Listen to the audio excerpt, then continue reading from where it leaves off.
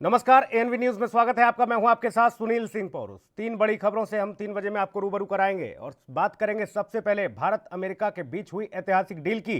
जी हां, भारत चीन के बीच चले आ रहे तनाव के बीच भारत और अमेरिका में एक बड़ी डील हुई है, जिसका पड़ोसी देशों पाकिस्तान और चीन पर क्या असर पड़ेगा, इसके बारे में चर्चा करेंगे। इसके बाद बात करेंगे जम्मू कश्मीर की, जहां पर गृह मंत्रालय ने एक बड़ा फैसला लिया है। क्या है वो बड़ा फैसला, इस पर भी विस्तार से बात होगी। और आखिर में बात करेंगे उड़ान फेम एक्ट्रेस मालवी मल्होत्रा की, जिन पर जानलेवा हमला हुआ है। तो चलिए अब इन खबरों को विस्तार से समझ लेते हैं।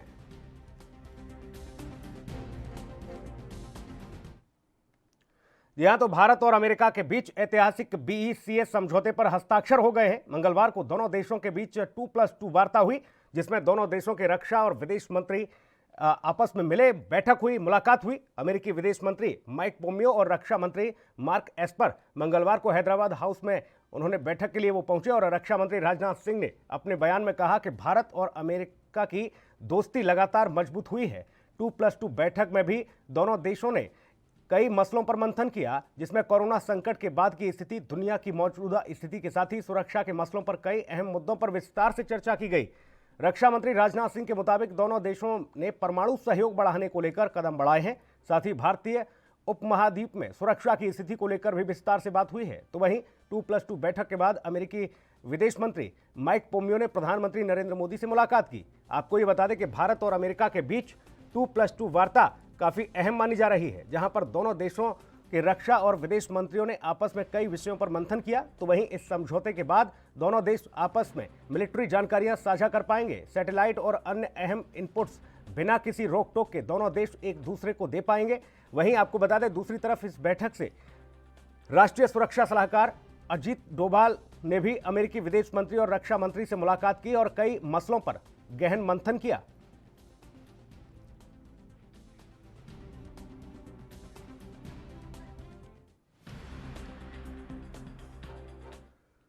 राजीव तिवारी हमारे सहयोगी ज्यादा जानकारी के साथ मौजूद हैं दिल्ली से। राजीव, ये महत्वपूर्ण बैठक हुई अमेरिकी विदेश मंत्री और रक्षा मंत्री के बीच। भारत के रक्षा मंत्री और विदेश मंत्री भी इस दरमियान मौजूद रहे। बीईसीए पर हस्ताक्षर हुए हैं। देखिए, बिल्कुल बता दें, जिस तरीके से अमेरिका के जो कह सकते हैं जो मंत्री आए थे, वो कहीं ना कहीं जरूर है कि इसके अंदर, क्योंकि जिस तरीके से माइक पोम्पियो और भारत के बीच जो मंत्री थे, उनके जो बीच में बैठक हुई है, वो कहीं ना कहीं समझौता जरूर हो चुका है। क्योंकि समझौते के साथ ये कह सकते हैं इसकी बैठक पे चीन की भी निगाहें लगी हुई थी और लगातार चीन इस पे मद्देनजर रखा हुआ था। और मैं वही बात करें, जिस तरीके से ये समझौता हुआ है, वो कहीं ना कहीं एक कह सकते हैं भारत के लिए काफी सराहनीय है। और क्योंकि जिस तरीके से परमाणु के ऊपर भी समझौता हुआ है और जो कोरोना काल के अंदर भी जो घटनाएं घटी हैं, उनको पर भी जो बातचीत हुई है, वो कहीं ना कहीं भारत के लिए काफी फायदेमंद हो सकता है। और कहीं ना कहीं चीन के लिए कह सकते जो सीमा पर विवाद चल रहा था, उसको लेकर भी चीन के लिए कहीं ना कहीं एक मैसेज जरूर गया है इस बैठक से कि जिस तरीके से भारत और अमेरिका एक दूसरे के समझौते के लिए तैयार है और हर तरीके से एक दूसरे की मदद कर रहे हैं, वो कहीं ना कहीं चीन के लिए एक विषय बन सकता है। और चीन कहीं ना कहीं कोशिश कर रहा था भारत को कमजोर करने की, मगर जिस तरीके से अमेरिका और भारत के बीच अब समझौता जो हो चुका है, वो कहीं ना कहीं भारत के लिए और अमेरिका के लिए, दोनों के लिए फायदेमंद है। मगर देखना होगा क्या क्या रणनीति में अपनाई जाएगी और भी आगे और भी आगे की जो बैठकें होंगी या फिर और भी जो चरण होंगे, उसके अंदर देखना होगा। मगर कहीं ना कहीं ये जरूर है, माइक पोम्पियो प्रधानमंत्री नरेंद्र मोदी जी से भी मिले थे और कहीं ना कहीं कोशिश की गई है कि आगे की जो रणनीति होगी, वो हर तरीके से कोशिश भारत के हित में रहे और भारत और अमेरिका दोनों ही मिलकर हर तरीके से फैसले ले सके। जी 20 ये जो समझौते पर हस्ताक्षर हुए हैं, इससे कितना भारत को फायदा, और बाकी देश जैसे कि चीन की आप लगातार राजीव बात कर रहे हैं, चीन निगाह तो बना के रखा था बैठक पर, लेकिन ये मानने को तैयार नहीं था कि इस बैठक के बीच भारत के जो रिश्ते अमेरिका से मजबूत हो रहे हैं, वो किस हद तक हैं। क्योंकि चीन कह रहा था कि बाकी देशों की तरह भारत को भी अमेरिका उसी लहजे में लेता है। देखिए, बिल्कुल बता दें, जिस तरीके से चीन की बात करें तो चीन कहीं ना कहीं भारत को काफी हल्के में ले रहा था, क्योंकि उसे पता था कि भारत के पास जो परमाणु है या फिर कहें जो सेना के जो सुरक्षा है, वो कहीं ना कहीं चीन से कम जरूर थी। मगर उसी को लेकर चीन लगातार भारत के ऊपर प्रेशर बना रहा था, भारत के ऊपर कब्जा करने की कोशिश कर रहा था। मगर जब अमेरिका ने अब क्लियर कर दिया है कि भारत के साथ खड़ा हुआ, कंधे से कंधा मिलाकर, और लगातार भारत की हर मुमकिन कोशिश है वो रंग लेके आई है। और कहीं ना कहीं चीन के पास एक मैसेज जरूर गया है कि चीन अगर भारत को हल्के में समझ रहा था तो वो गलती ना करे, क्योंकि अमेरिका उसके सपोर्ट में खड़ा है और अमेरिका हर तरीके से भारत की सपोर्ट के साथ साथ भारत की जो परमाणु हथियार है उनके लिए भी भारत के साथ खड़ा हुआ। तो कहीं ना कहीं चीन के पास एक मैसेज जरूर दिया है, मगर चीन अब शायद भारत को हल्के में लेने की गलती नहीं करेगा, क्योंकि उसको पता है कि अगर उसने भारत के साथ हल्के में लेने की गलती करता है तो कहीं ना कहीं उसको खामियाजा भुगतना पड़ सकता है। जी राजीव, इस समझौते के बाद दोनों देश आपस में मिलिट्री जानकारियां और इसके साथ ही सैटेलाइट और अन्य जो इनपुट्स हैं उनको एक दूसरे को बिना रोक टोक साझा कर पाएंगे। देखिए बिल्कुल बता दें, जिस तरीके से सैटेलाइट बातचीत यानी कि सैटेलाइट के जो आदान प्रदान होगा वो कहीं ना कहीं भारत के लिए और अमेरिका के लिए, दोनों के लिए बहुत सराहनीय होगा, क्योंकि जिस तरीके से एक दूसरे से बहुत जल्दी कांटेक्ट में रहेंगे और कहीं ना कहीं अगर कोई भी सैटेलाइट के अंदर दिक्कतें आती है तो दोनों ही देश मिलकर एकदम उसको सॉल्व करने की कोशिश करेंगे। मगर हाँ, एक चीज जरूर है इसके अंदर, चीन के लिए जो करारा जवाब जरूर दिया गया है, यहाँ तक कि एक मैसेज जरूर था कि कोरोना काल के अंदर भी भारत का शायद कमजोर होने की गलती कर रहा था, मगर चीन यही गलती जो महसूस करके जो भारत पर लगातार हमला करने की कोशिश कर रहा था वो अब उसकी नाकामी साबित होगी। और कहीं ना कहीं जिस तरीके से और भी जो रणनीति होगी वो कहीं ना कहीं भारत और चीन के लिए काफी फायदेमंद होगी, और कहीं ना कहीं जो समझौता हुआ है वो भी कहीं ना कहीं भारत के लिए काफी फायदेमंद है। जी अजीत डोभाल भी इस दरमियान मिले, उनसे भी वार्ता हुई है, चर्चा हुई है तमाम अहम मुद्दों पर।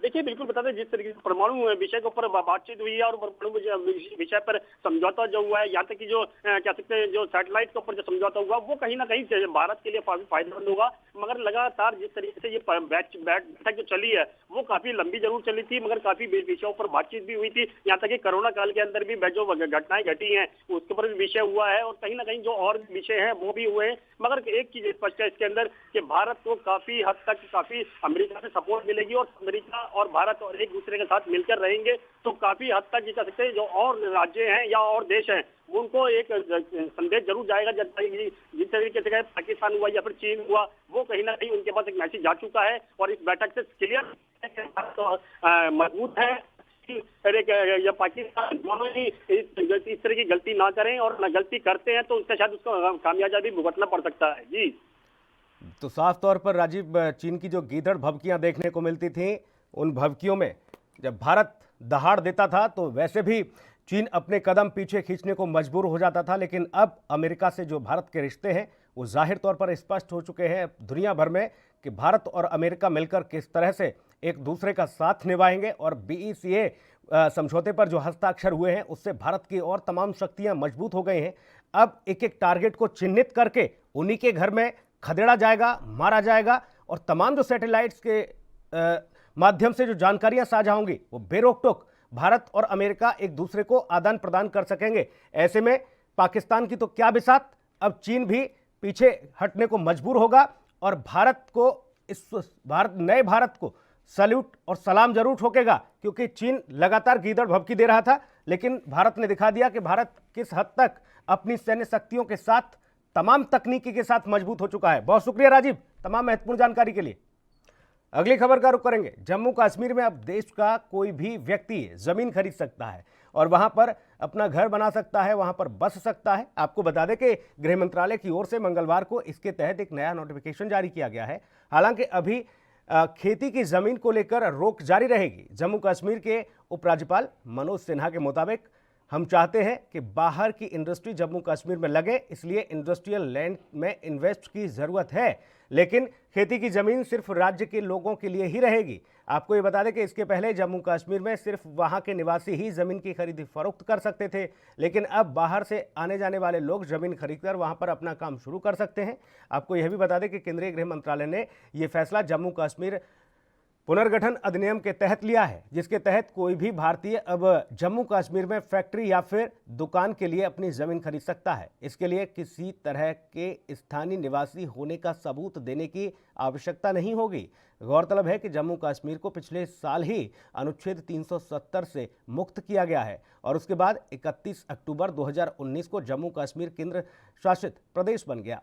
अब केंद्र शासित प्रदेश होने पर 1 साल पूरे होने पर जमीन के कानून में बदलाव किया गया है।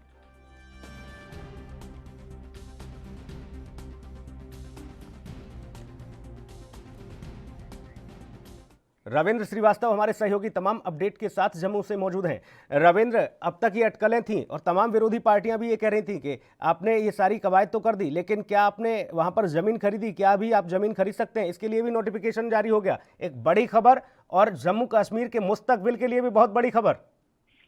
जी बिल्कुल, देखिए कहीं ना कहीं जिस तरह से बीजेपी का नारा रहा है 370 को हटाने का, तो वो 5 अगस्त 2019 को उसको हटा दिया और उसके बाद बाहरी लोगों को जमीन खरीदने का भी अधिकार जो था वो नहीं मिला था। हालांकि डोमिसाइल प्रोसेस जो है वो शुरू किया गया, पीआरसी को खत्म किया गया और डोमिसाइल शुरू किया गया, लेकिन जिस तरह से बाहरी राज्यों के लोग जो हैं वो जमीन नहीं खरीद पा रहे थे। हालांकि जब 370 को हटाया गया तो उस समय ये कहा गया कि हिमाचल की तर्ज पर जो है यहाँ पर 371 लगा दी जाएगी, ताकि बाहरी लोग जो हैं वो यहाँ पर जमीन नहीं खरीद पाएंगे। क्योंकि जिस तरह से हिमाचल के अंदर है कि वहां पर अगर 15 साल कोई आदमी रहता है तो उसको जाके तब जमीन खरीदने का हक मिलता है।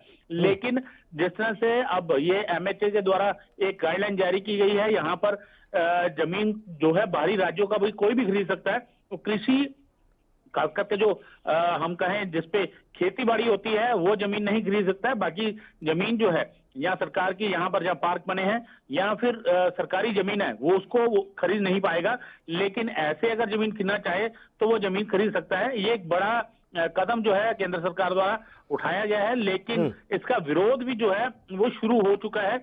कई पार्टियां जो है इसका विरोध भी करना शुरू हो चुकी हैं, क्योंकि लोगों उनका कहना है कि यहाँ के लोगों का जो है लोगों के लिए मुश्किल हो जाएगी आने वाले समय में अगर बाहरी राज्यों से लोग यहाँ पर आकर जमीन खरीदते हैं तो। रविंद्र, देखिए स्थानीय निवासी जाहिर तौर पर विरोध नहीं कर रहे होंगे। तमाम राजनीतिक पार्टियां हैं जिनको लग रहा है कि उनकी सियासी जमीन खिसक गई है इस कवायद के बाद, इसलिए वो विरोध जरूर कर रहे होंगे। लेकिन वहां के नागरिकों के लिए और वहां के नागरिकों की बेहतरी के लिए ये साफ तौर पर बेहद कारगर साबित होने वाला है, क्योंकि तमाम इंडस्ट्रियल प्लांट्स वहां पर तैयार होंगे, लगेंगे और लोगों को रोजगार मिलेगा। ऐसे में जम्मू कश्मीर का वो युवा जो सिर्फ और सिर्फ आतंक के उस रास्ते पर चल बैठता था, आतंक की ओर मुड़ जाता था, अब वो अपनी जिंदगी को, अपने जीवन को सुदृढ़ बना सकेगा। जी बिल्कुल, देखिए जिस तरह से जम्मू कश्मीर के अंदर अगर धारा 370 लगी हुई थी उस दौरान यहाँ पर कोई भी इंडस्ट्री जो है लगाने के लिए लंबे प्रोसेस से गुजरना पड़ता था। तो इस वजह से यहाँ पर प्राइवेट सेक्टर को जो था वो नाम मात्र था और उस पर भी काम करना जो है वो बड़ा मुश्किल था। तो अब यहाँ अगर जमीन खरीद पाएगा कोई तो ये है कि जो युवा जो है, खास करके जो जम्मू कश्मीर का युवा है, उसको यहाँ पर नौकरी मिलेगी और यहीं पर वो अपना कारोबार या फिर अपनी इंडस्ट्री जो है वो मिलकर भी खड़ी कर सकते हैं। बिल्कुल, जाहिर तौर पर रविंद्र, अब ये एक बड़ी पहल है और इस पहल के साथ ही जम्मू कश्मीर का जो मुस्तकबिल है वो भी संवरेगा, क्योंकि वहाँ के लोगों को रोजगार मिलेगा, तमाम इंडस्ट्री वहाँ पर लगेंगी और उसके बाद जम्मू कश्मीर की तस्वीर कुछ अलग होगी। वहाँ के लोगों के पास रोजगार होगा और तमाम जीने के साधन संसाधन होंगे। बहुत शुक्रिया रविंद्र, आपका तमाम महत्वपूर्ण जानकारी। बड़ी खबर का रुख करेंगे मुंबई से। आपको बता दें, कई फिल्मों और सीरियल उड़ान में काम कर चुकी अभिनेत्री मालवी मल्होत्रा के फैंस के लिए बुरी खबर है। अभिनेत्री पर जानलेवा हमला हुआ है, जिसके बाद मालवी को अंबानी अस्पताल में भर्ती कराया गया। जानकारी के मुताबिक मालवी के पेट पर एक शख्स ने चाकू से हमला किया और हमले के बाद उस शख्स ने मालवी के चेहरे को टारगेट करने की कोशिश की। इस बीच अभिनेत्री ने अपने चेहरे को अपने हाथों से कवर कर बचाने की कोशिश भी की। ऐसा करते वक्त मालवी के दाहिने और बाएं हाथ में गंभीर चोटें भी आई हैं। आपको बता दें कि मालवी को 3 जगहों पर गंभीर चोटें आई हैं और अभी वह अंबानी अस्पताल में भर्ती हैं। हमला करने वाले शख्स के खिलाफ वर्सोवा पुलिस थाने में शिकायत दर्ज की गई है। मालवी पर जानलेवा हमला करने वाले शख्स की अभी पहचान नहीं हो सकी है। साथ ही आपको बता दें, उसके मंसूबों से भी पुलिस अभी तक अनजान है। पुलिस ने मामले की तहकीकात शुरू कर दी है। मालवी के वर्क फ्रंट की अगर बात करें तो वो कलर्स के हिट शो उड़ान में काम कर चुकी हैं। हिंदी फिल्म होटल मिलन में भी मालवी ने काम किया है और इसके अलावा एक्ट्रेस कई साउथ इंडियन फिल्मों में भी नजर आई हैं। मालवी कई सारे विज्ञापनों में भी दिखी हैं। आपको बता दें कि कॉस्मेटिक्स के ब्रांड एम्बेसडर भी वो रही हैं।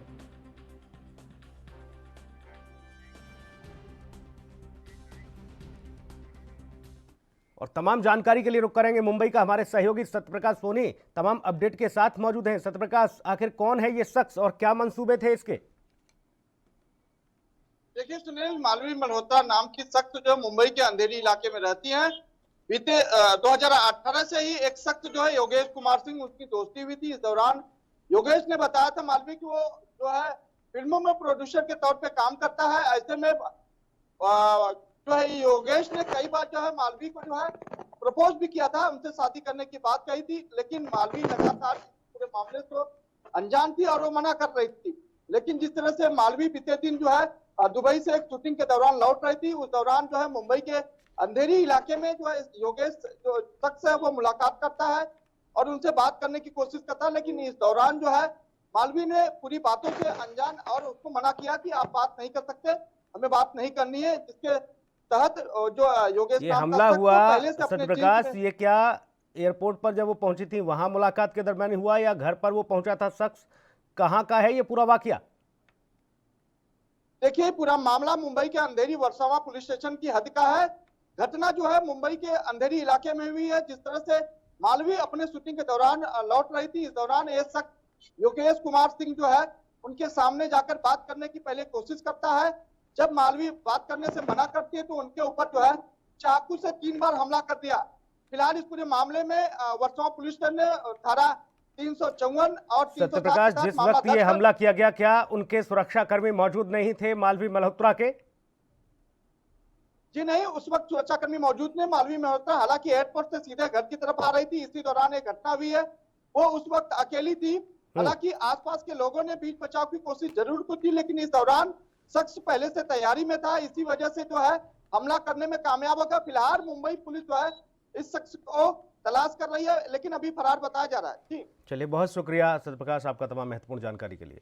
और अगली बड़ी खबर, जी हाँ, ये बड़ी खबर, बहुत बड़ी खबर आपको बता दें, उत्तराखंड के हरिद्वार से आ रही है, जहां पर मिरसपुर में एएनबी न्यूज की खबर का बड़ा असर देखने को मिला। दरअसल लघु सिंचाई विभाग की ओर से नाले निर्माण में घटिया सामग्री और कच्ची ईंटों का इस्तेमाल किया जा रहा था, जिसको लेकर एएनबी न्यूज ने इस खबर को प्रमुखता से दिखाया। आपको बता दें कि एएनबी न्यूज की टीम जब इस पूरे घटनाक्रम को समझने के लिए वहां पर पहुंची तो सीधे तौर पर देखने को मिला कि ठेकेदार ने संबंधित विभाग के अधिकारियों के सामने मीडिया से भी बदसलूकी करने की कोशिश की। एएनबी न्यूज की टीम से भी बदसलूकी करने की कोशिश की है, लेकिन एएनबी न्यूज फिर भी खबर पर लगातार बना रहा। और लघु सिंचाई विभाग के एक्शन की अगर बात की जाए तो भरत राम से बात की गई है। आपको ये बता दें कि उन्होंने नाले को तुड़वाकर ठीक करने की बात कही है और आरोपियों के खिलाफ कार्रवाई की भी बात कही है। ये देखिए, सीधे तौर पर असर हुआ। राजधानी लाइव में इस खबर को प्रमुखता से दिखाया गया और उसके बाद इसका असर देखने को मिल रहा है। यही वो नाला जहां पर सीधे तौर पर घटिया सामग्री का इस्तेमाल हो रहा था। जनता के खून पसीने की कमाई यानी कि टैक्स पेयर के पैसे से सरकारी निर्माण का कार्य हो रहा था, लेकिन यहां घटिया सामग्री का इस्तेमाल हो रहा था। और ऐसे में एएनबी न्यूज ने इस खबर को प्रमुखता से दिखाया, उसका असर सीधे तौर पर देखने को मिला है। इस नाले को तोड़ा गया है। इस दरमियान एएनबी न्यूज की टीम पर भी हमला करने की कोशिश की आरोपी ने। आपको बता दें, इस पूरे मामले में ठेकेदार आरोपी है और उसके तमाम वहां पर जो गुर्गे मौजूद थे, उन्होंने भी इस तरह की जरूरत की, लेकिन एएनबी न्यूज की टीम मौका वारदात पर डटी रही और ये पूरा घटनाक्रम हम अपने दर्शकों तक पहुंचा रहे। देखिए, यही वो नाला है जिसका निर्माण कार्य कराया जा रहा था, जहां पर लाखों रुपए, करोड़ों रुपए का भ्रष्टाचार का खेल चल रहा था, लेकिन अब इस नाले को जमींदोज किया जा रहा है, तोड़ा जा रहा है। हमने ये देखा है, ये पीली ईंट तो बिल्कुल रेत से काम कर रहा है, घटिया किस्म का काम कर रहा है। आज समझे, इसको मेरे यहाँ से ब्लैक लिस्टेड किया जाएगा और ये अगर जब तक सही काम नहीं करता कोई भुगतान नहीं किया जाएगा। सर, आपके सामने मीडिया पर आरोप लगाने, पैसे मांगने का आपके सामने? हाँ, इसने ऐसा लगाया मेरे सामने और इसके खिलाफ कार्रवाई की जाए। ये अनगिबल जो आरोप लगा रहा है, ये सब निराधार है।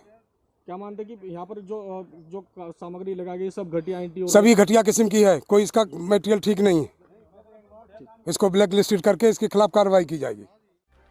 विकास खरे हमारे सहयोगी तमाम अपडेट के साथ मौजूद है। विकास, देखिए, हम लगातार ये कह रहे थे कि तमाम ऐसे ठेकेदार जो नाना प्रकार की धाराओं में उनके खिलाफ मुकदमे दर्ज हैं और ऐसे लोग, इनको ठेके भी मिल जाते हैं। अब एक बार फिर से ये ब्लैक लिस्टेड होगा। मुहिम रंग लाई आपकी, आप लगातार वहां पर मौजूद थे, आप पर भी तमाम हमले और आरोप लगाने की कोशिश की गई, लेकिन आप डटे रहे। ऐसे में इस नाले को तोड़ा गया है। विकास, बिल्कुल सुनील, आपको बता दें राजधानी इलाके में भी की टीम ने ये खबर प्रमुखता से उठाई थी और सभी अपने दर्शकों तक पहुंचाई दी थी। लेकिन आज बात की जाए तो एनवी की टीम का असर सिर्फ इतना हुआ कि मौके पर जो है खबर का संज्ञान लेते हुए संबंधित जो लघु सिंचाई विभाग के अधिकारी हरिराज यादव मौके पर पहुंचे, जहां पर उन्होंने नाले को ध्वस्त किया गया। लेकिन कुल 15 मीटर या 10 मीटर तक ही नाला वहां पर तोड़ा गया है। जब अधिकारी मौके पर वहां पर जांच के लिए पहुंचे तो साफ तौर वहां पर पाया गया ना तो सीमेंट की कोई मात्रा थी, सिर्फ ओनली रेत से ही वहां पर जो है नाले निर्माण किया जा रहा था। और बात की है तो ईंटें भी खुद एई के द्वारा कबूली गई, जो कि कच्ची घटिया जो ईंटें वहां पर लगा गई। लेकिन